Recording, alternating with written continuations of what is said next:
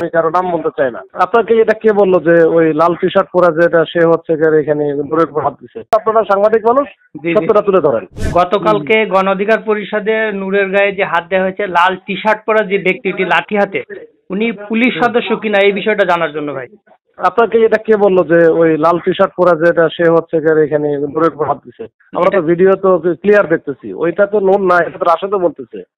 এইটা ওই যে লাল টি শার্ট পরে একজনকে মারছে পিছনের দিকে, সেটা আর একজন, কিন্তু নূরের উপরে হামলা তো হয়েছে সামনে, এটা পুরো ভিডিও আছে, আপনার ভিডিও দেখেন না? এটা বলতে পারেন যে লাল টি শার্ট পরা ব্যক্তিটা কে? এই ব্যক্তি হচ্ছে আমাদের পল্টন থানার ওসির হচ্ছে ড্রাইভার, কনস্টেবল হচ্ছে মিজান, কিন্তু সে তো ওইখানে তো নূরকে মারে নাই।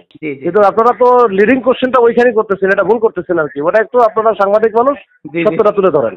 এটা সে কিন্তু করে নাই, মারছে কিন্তু অন্য গুলা নয় যে যারা মারছে দেখে নেই ওই আমি কারো নাম বলতে চাই না। জি, জি, জি। ওইখানে ভিডিওটা দেখেন, তারপরে বুঝবেন। আচ্ছা, তাহলে উনি পুলিশ সদস্যই, এটাই? হ্যাঁ, পুলিশ সদস্য, হ্যাঁ হ্যাঁ। ওকে, থ্যাংক ইউ।